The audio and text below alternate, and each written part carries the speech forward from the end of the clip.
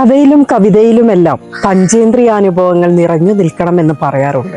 ഗന്ധമെന്ന ഇന്ദ്രിയാനുഭവം കൊണ്ട് ഒരു കവിത രചിക്കുകയാണ് ഇവിടെ വീരാൻകുട്ടി. രണ്ടു മണങ്ങൾ.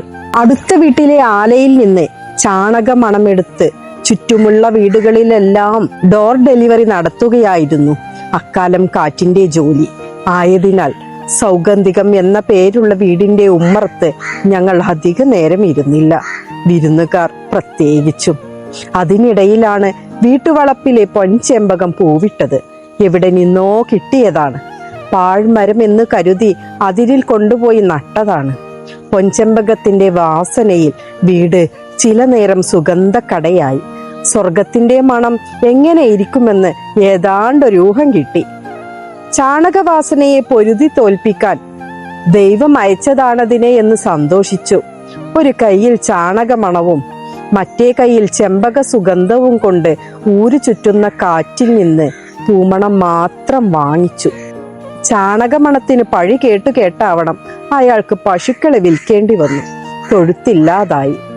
ചാണകക്കുഴി മാഞ്ഞു.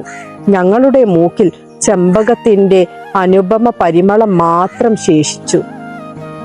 ഇങ്ങനെ പോയാൽ ഈ മരം ആകാശം തൊടും, ഭ്രാന്തെടുത്ത പോലെയല്ലേ പൂക്കുന്നത് എന്നൊക്കെ ആശ്ചര്യപ്പെടുന്നതിനിടയിൽ ചെമ്പകത്തിനൊരു വാട്ടം കണ്ടു തുടങ്ങി. പൂക്കൾ കരുവാളിച്ചു, ഇല മഞ്ഞച്ചു, മരം ഉണങ്ങുമോ എന്ന് പോലും തോന്നി. ഞങ്ങളുടെ പ്രതീക്ഷ കൊഴിഞ്ഞു. അഭിമാനത്തിന്റെ കൊമ്പ് താഴ്ന്നു. അപ്പോൾ ഒന്നും വിൽക്കാനില്ലാത്തതിനാൽ ശൂന്യമായ കൈകളോടെ കാറ്റ് വീട്ടിലെത്തി. കാതിൽ ഇങ്ങനെ കരഞ്ഞു. അയാൾ തൊഴുത്ത് പൊളിച്ചു മാറ്റുമ്പോൾ ഞാൻ അവിടെ ഉണ്ടായിരുന്നു. ചാണകക്കൊടിയുടെ 4 ഭാഗത്തും തടിച്ച വേരുകൾ വന്നു നിന്നിരുന്നു.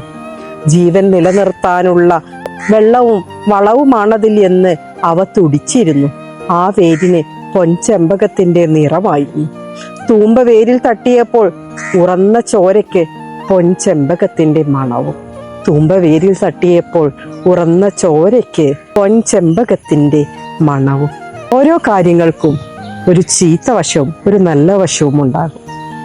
അത്തരത്തിൽ ഒരു ചാണകക്കുഴിയുടെ ചീത്തവശം എങ്ങനെയാണ് മറ്റൊന്നിന് നല്ല വശമാകുക എന്നത് കവി ഈ കവിതയിലൂടെ അങ്ങനെ എടുത്തു കാണിക്കുന്നുണ്ട്. കണ്ണില്ലാതാകുമ്പോഴേ കണ്ണിന്റെ വില അറിയൂ എന്ന് പറയുന്ന പോലെ മുറ്റത്തെ ചെമ്പകത്തിന് താങ്ങും തണലുമായിരുന്നത് അപ്പുറത്തെ വീട്ടിലെ ചാണകക്കുഴിയായിരുന്നു എന്ന് തിരിച്ചറിയാൻ അത് ഉണങ്ങേണ്ടി വന്നു എന്ന് മാത്രം. ഏവർക്കും സ്നേഹം.